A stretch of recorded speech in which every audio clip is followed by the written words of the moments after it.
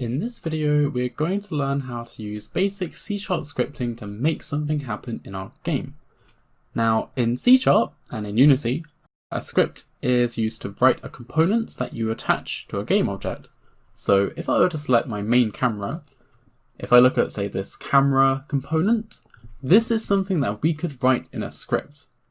So I'm going to jump straight in. I'm going to go to the scripts folder and I'm going to right click and go to create C# script. And we're going to name this something like movement. Now there's probably a better name, I could have thought of that, but we're going to roll with that for now. What we're going to do with this script is I'm going to read some user input and we're going to move a cube around our scene. So I'm also going to go to game object, go to 3D object and cube. That's going to give us a cube. I'm going to reset that and I'm going to also scale it. So I'm going to make it like that. I've also noticed my lighting is off, so I'm going to go to the lighting tab and go to auto generate because we don't want the lighting to look disgusting like this. There we go, that's better. And I'm going to go back to here, go to 3D object, cube, and I'm going to raise this up so that it is on top of the cube I just made.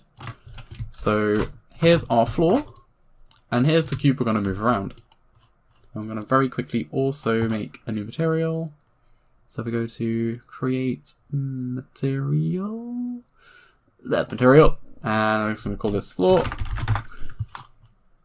I'm going to make the floor something obviously darker. So something like that.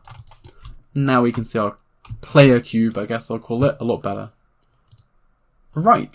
I'm going to go back to the scripts folder and on our player cube, which I'll rename as such, we're going to take this movement script and I'm going to drag it onto the player. So now our movement script is a component on this game object, as we want. But it doesn't do anything right now because we've not written any code. So I'm going to double click the movement script and it's going to open it up in our default text editor or IDE. And IDE is of course an integrated development environment. If you've never used Unity before, then don't worry about setting a different IDE. We're going to be using Visual Studio, which is installed alongside Unity, and it's good enough for our purposes. So when we create a new script, there's some kind of boilerplate or a template that we're given by default. And this already has a couple of things written for us. So the things that are relevant so far is class movement. So a class is a container for some behavior that something can do and some state, as in what state it's currently in. So if I had, for example, a class called Daniel, my state would be something like I'm sat down, I'm currently talking, I'm almost 6 feet tall. That's just things that are true about me currently, things that I am. And behavior would be something like start to talk. So I might have some kind of behavior that says I can get up from my chair, I can move around, I can start speaking, I can stop speaking. That would be my behavior. And in C#, we model the state with variables and we model the behavior with methods. The two things that we have here written already are methods. And yeah, a method is where we write code to make changes happen. And we're also going to add some variables which are going to keep track of some state.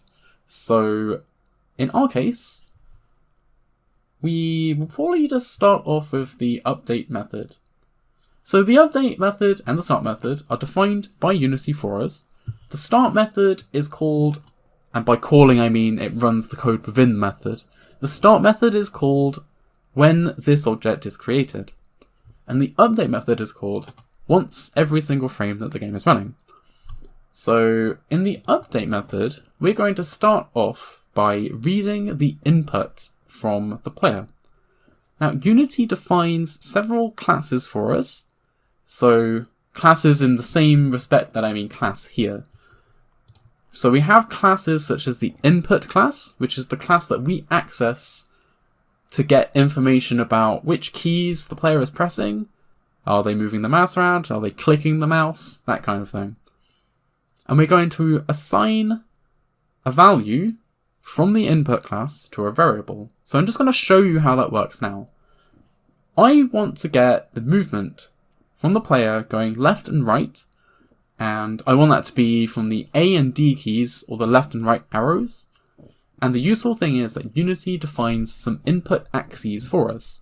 So if you've not seen the Unity input system before, it defines a list of axes and buttons. So if I go to, I think it's Edit, Project Settings, and I go to the Input Manager tab, it's already on the Input Manager tab, and if I expand this little drop down, I have all of these axes defined for us. So the one that we're looking for is called horizontal, which is on the left and right arrow keys and the A and D buttons. So we can go back into our script and we can say float, and a float is a type of variable that is a decimal pointed number. So if I had something like 7.4, I would represent that using a float. So if I say float x, and x here is the name of a variable. So for our variables, we give them a name, and that lets us refer to them later. If you think of a variable as like a tiny little box that can contain either a number or a string of characters or a Boolean value, so true or false. And in our case, this box called X, it's like if you imagine like a cardboard box and someone's marked X on it with a Sharpie. This box is big enough to contain one floating point number. So we'll say float X equals, and equals is the assignment operator. So we're saying whatever's on the right hand side of this equal sign gets put in the box called X. This isn't an advert for the Xbox, I promise. So we're going to say input, so we want to access the input class, and then we'll say dot, so we want to access something within the input class, and we're going to say get access, and we'll open two parentheses. Now the get access method, so this is a method just like update is a method. This method will allow us to read one axis that Unity's defined, and it takes in a parameter of type string. Now a string in C# is either a word or a sentence or even a paragraph if we want of text, and we define a string by using double quotes. So inside these double quotes I will type in horizontal, because that's the same name that our input axis that we were looking for had. And now we're done with this line of code, and to kind of finish this line of code to tell it this statement is complete, we'll use a semicolon, and now C# knows that this is one self-contained statement. When it runs the update method, it will read this as one kind of operation, and it will just run that because we have the semicolon at the end. We also need the input on the W and S keys, the vertical movement. So dead easy, that's just float again. We're going to say Y. So this is another box with a Y sharpied on it. And then we're going to say input.get axis vertical.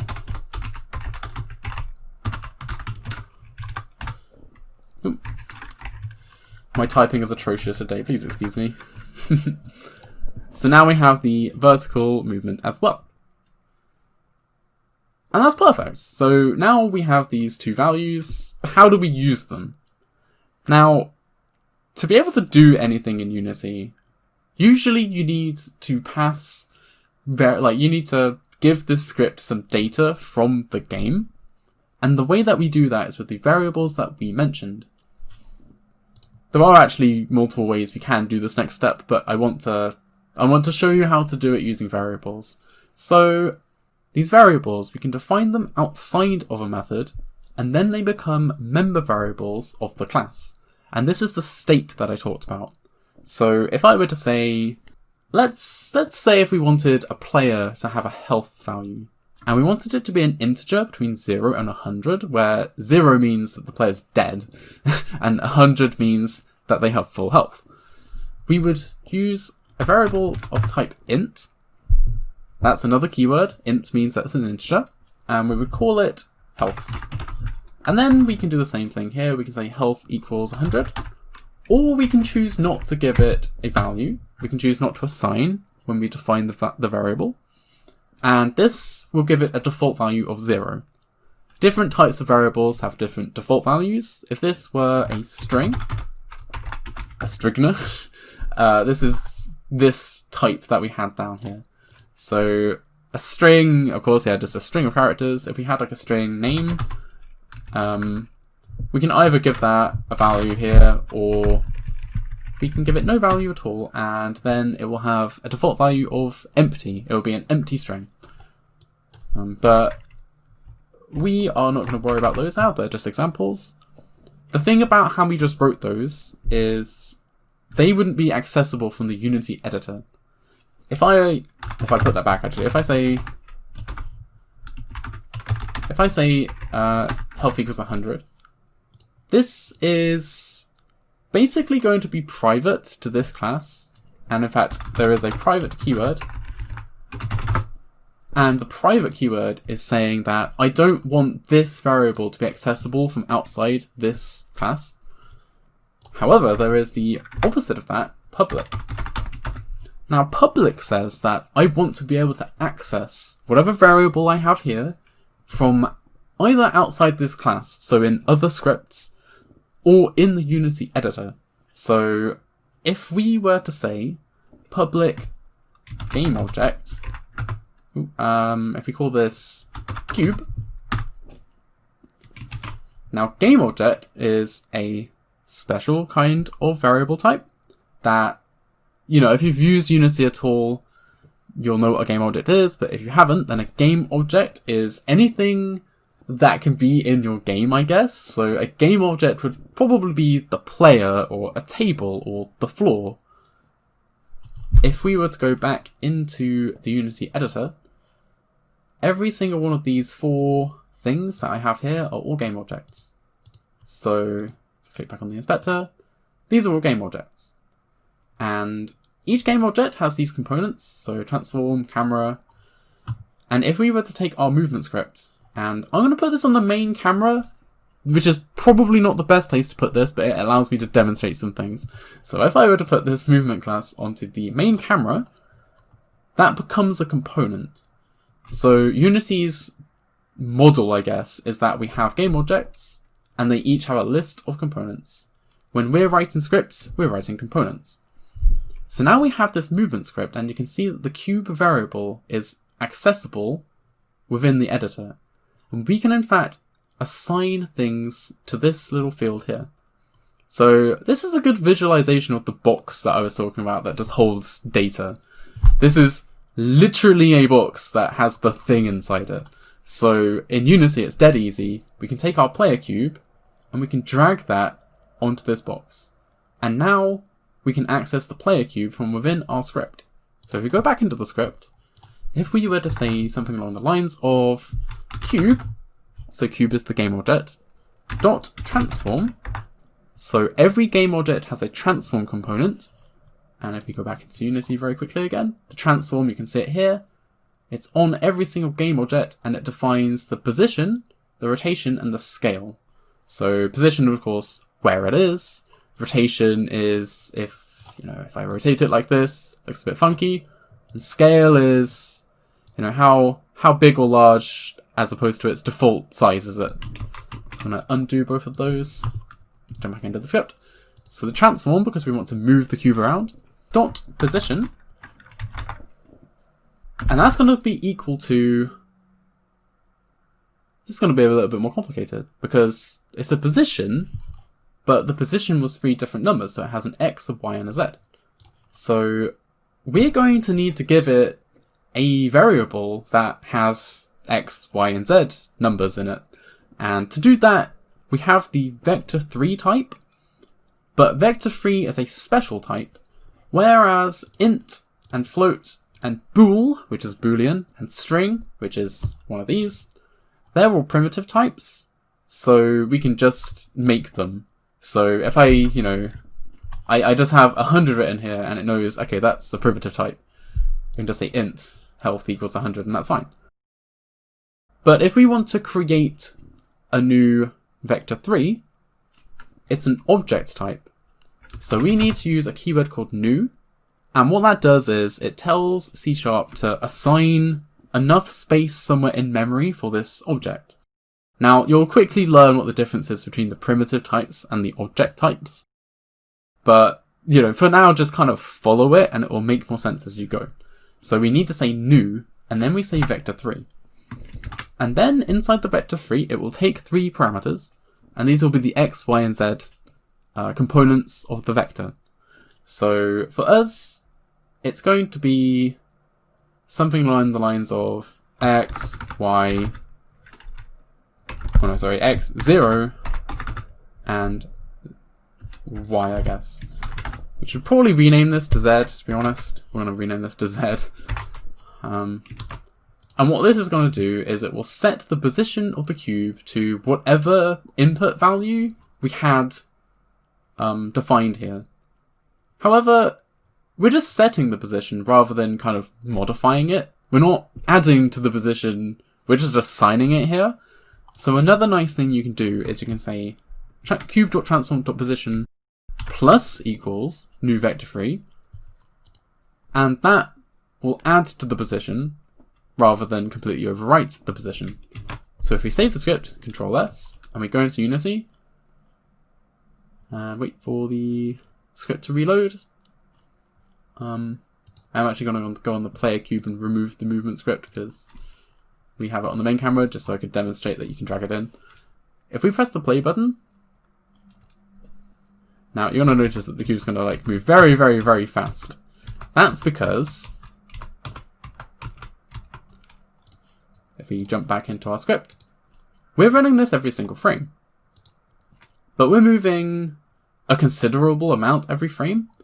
So the x value, or the value returned by input.getAxis, is between -1 and 1.